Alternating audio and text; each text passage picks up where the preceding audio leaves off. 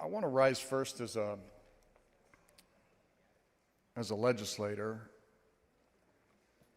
rather a policymaker, because right now I want to share some ideas and some personal experiences and certainly some emotion with you today. SB 12 is bad policy. It has far-reaching unintended consequences. In fact, this is materially worse than the version that we passed out of this body originally. And I want to let you know that this is I think the fifth anti-LGBT bill that we passed out of this body this session. And I promise you, your constituents, doesn't matter how bad the policy is,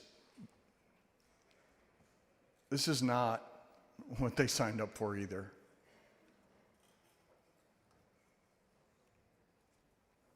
GSA's, Gay Straight Alliances, GLAAD, Pride Club. I don't know what you all think happens in these places, but for them to be described as sex clubs is astonishing to me. Absolutely astonishing to me. It equates a child's orientation or identity with sex. And let me tell you, these clubs are no more about sex than 4-H or ROTC or the basketball team or anything else that goes on in a high school campus. This is a place where kids come together. Maybe they're a little bit different. Maybe they don't know who they are yet. Maybe they're just trying to figure it out. But it's a place that's safe. When I was on the school board, now over 20 years ago, we had just implemented a policy in Dallas Independent School District to prevent bullying of LGBT youth because they were getting their asses kicked in school. They were getting harassed. They were getting called names. And pride clubs arose not because of sex, but because it was a safe place for these kids to be with peers who kind of felt the same way as they did, or just to be an ally to people who were being bullied.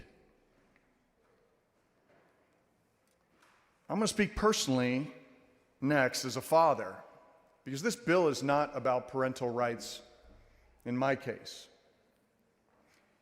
My daughter was the vice president of her Pride Club. I should call it Proud Club. You know what they did in that club? It wasn't a sex club. They'd get together and they'd watch movies. They'd color. They'd go to musicals.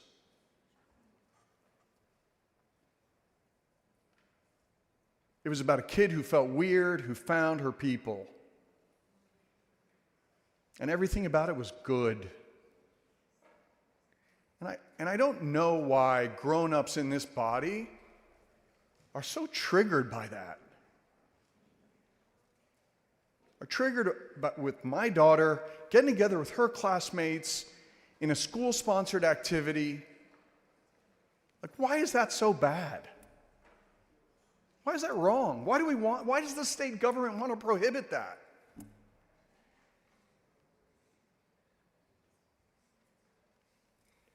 It's shocking to me that grown-ups want to take that opportunity away from kids.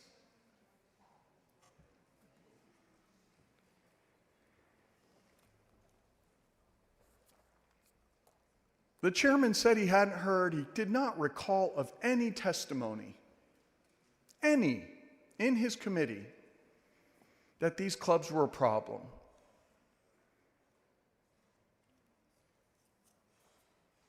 Yet we're about to ban them today.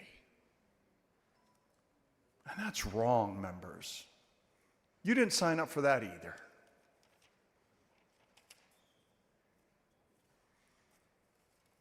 This is cruelty, ladies and gentlemen. Bills like this that target LGBT youth and say you cannot meet together with a school sponsor and have activities together because we think that's wrong. We think it's a sex club. That's cruel, ladies and gentlemen.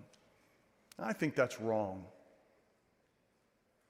And I don't know how many times you want to point to these kids as the other, as outcasts, as weird, as different.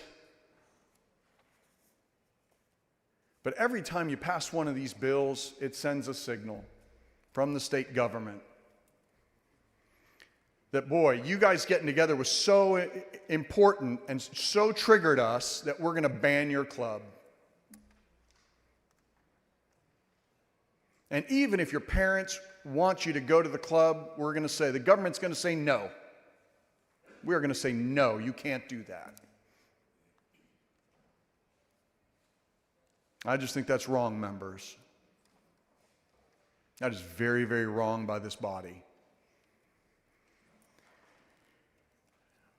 I also think the unintended consequences of this bill, and I was reading it earlier, because in addition to being vice president of Proud Club, my daughter was also a Girl Scout. And she got the Gold Award, which is the highest award you can get as a Girl Scout. And I'm proud of her for that. But that too is a gender club with a social purpose. And even though the author suggested that that might be exempted from the bill, if you read the plain language of the bill, I think that's probably covered too. Of course, it won't be enforced. It'll only be enforced against the queer kids. But I think the plain language of the bill also would prohibit my daughter's Girl Scout troop at a high school campus, at her high school campus. I'm very proud of her, if you can't tell. So members, oftentimes, when we are not doing so good, or when members have a health scare, their spouse gets sick, we stand around them. We say, hey, I want to make sure you're okay. And we should do so on a bipartisan basis. Well, I want to tell you, for me and my family, I'm not okay. And this bill is not okay.